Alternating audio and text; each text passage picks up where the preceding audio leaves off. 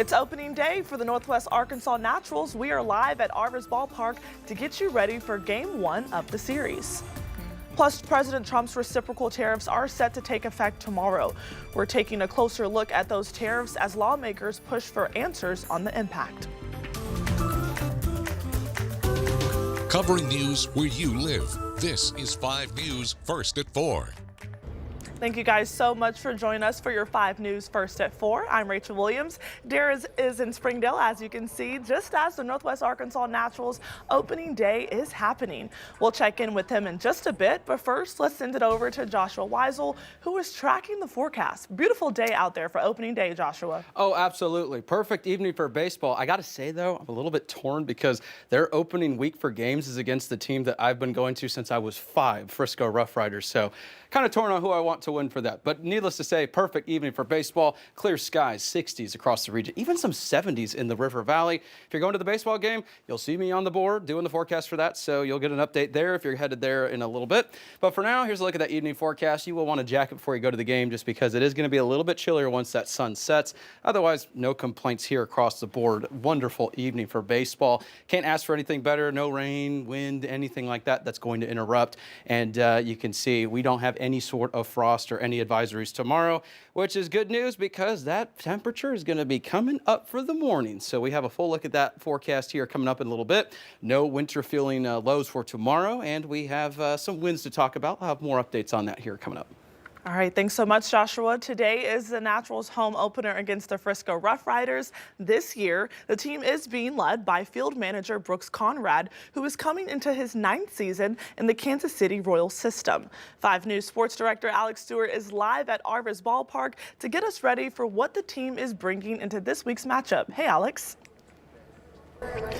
Rachel, I think Joshua said it absolutely best. You could not ask for better weather for a home opener. Sunny and 60. And of course, as is the running joke here on 5 News, I forgot my sunblock, so I'm sure I'll be nice and red for you tonight at 10. Now, if you can see behind me here, there are players already warming up on the field. They're here, we're here. Gates are still closed, so the fans will be here shortly in just a couple of hours. But when they do arrive, excitement is going to be at an all-time high for this one, and it should be because they are coming home undefeated after sweeping Tulsa over the weekend. Now, manager Brooks Conrad echoes this excitement. He's coming into the Naturals after spending 3 seasons in High A Quad Cities, so that means he knows quite a few of the prospects on this year's roster.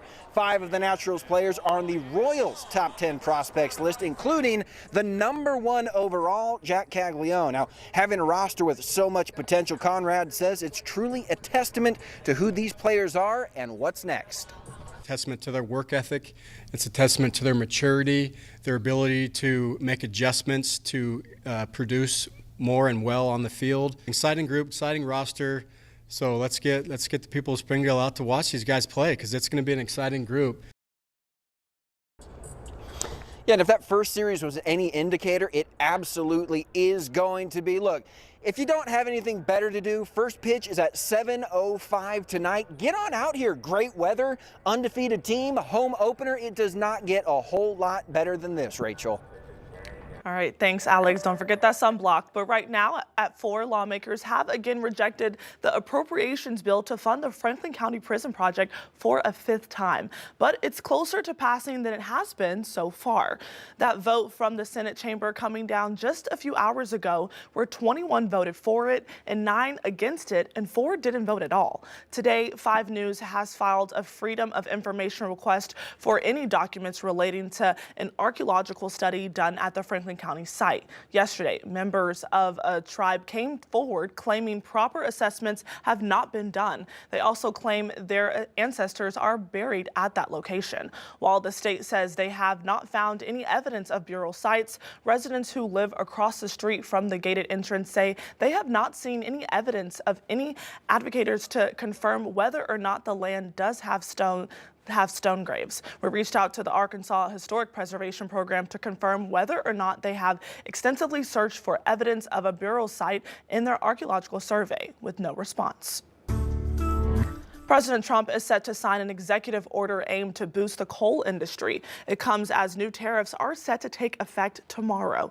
The White House says President Trump is open to negotiating with trade partners. The Trump administration also says a 104% retaliatory tariff against China will take effect at midnight, following through on the president's threat to punish Beijing unless it withdraws retaliatory tariffs against the U.S. China responded saying it will, quote, fight to the end. Countries like China, who have chosen to retaliate and try to double down on their mistreatment of American workers, are making a mistake. U.S. Trade Representative Jamieson Greer told senators that negotiations to lower the reciprocal tariffs will be on a country-by-country basis. Meanwhile, after 5 days of steep losses, Wall Street opened higher Tuesday, up more than 1,000 points before retreating to the negative territory this afternoon. Turning now to a major decision from the U.S. Supreme Court of President Trump's immigration policies. It has to do with the use of an 18th century law to deport migrants without due process, including a notorious prison in El Salvador. Scott McFarlane has the latest. Last night, in a 5-4 decision, the Supreme Court justices stopped a lower court's order that was blocking the Trump administration from deporting migrants to El Salvador under the Alien Enemies Act. The court says the administration can resume the deportations using the Wartime Act, which hadn't previously been used since internment in World War II. But the High Court did impose limits, saying the administration will have to begin offering some due process to allow these detainees to challenge the allegations that they're gang members, which could take the teeth out of using the Alien Enemies Act, which allowed the administration to expedite the deportations. Writing the lead dissent, Justice Sonia Sotomayor said the court's ruling was giving the government, quote, extraordinary relief, and added the court should not reward the government's efforts to erode the rule of law. The Trump administration's response to the ruling, they called it a great day for justice in America and vowed more deportations are coming. Scott McFarlane, CBS News, Washington. People in Kentucky are still dealing with all that historic flooding from deadly storms that slammed parts of the South and Midwest last week.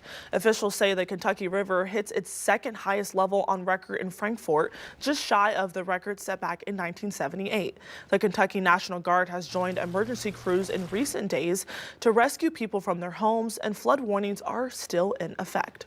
And the biggest concern that we have right now are cars driving through water, are people going around barricades. We need people to wait this out. In many places, we've seen the rivers crest and the flooding will be going down. So please do not drive through either standing or running water. Turn around, don't drown. The National Weather Service says a freeze watch is also in effect in much of Kentucky this evening.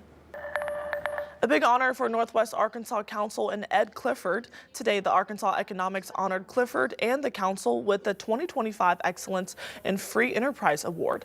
The award was presented at a luncheon this afternoon in Rogers, and it recognizes people and families that have empowered countless lives across our area.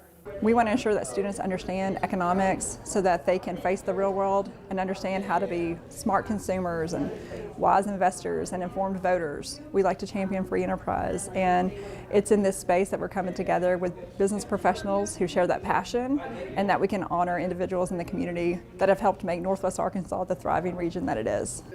Ed Clifford is most recently the former president and CEO of the Jones Center in Springdale. Checking back in at Arvest Ballpark, where it's opening day for the Northwest Arkansas Naturals. 5 News anchor Darren Bobb is live at the ballpark in Springdale. And Darren, what are some of the new changes at Arvest this year?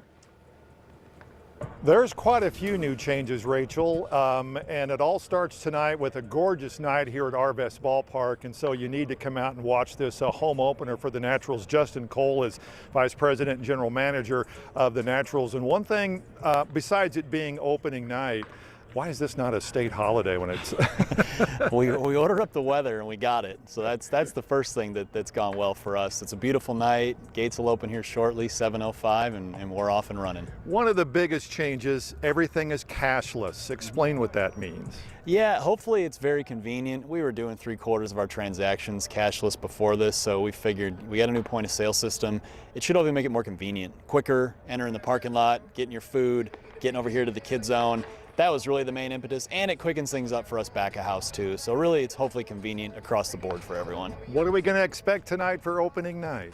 Hopefully a lot of fun, and I hope a win too. We come in hot. We swept Tulsa over the weekend. Our lineup was on fire. I think we scored over 30 runs combined in the 3 games. So hoping for a lot of fireworks on the field. We got a bat giveaway when fans enter. It's Buck-a-Brat night. Just a lot going on, and we're excited to get things going. Wait a minute, so you're telling me you can get a brat for $1? Oh yeah. Opening night, we're throwing it all out there. So if you hadn't anything to eat yet, come on out here, do it. I know one thing that we're going to talk about in our 5 o'clock newscast. This is really family oriented.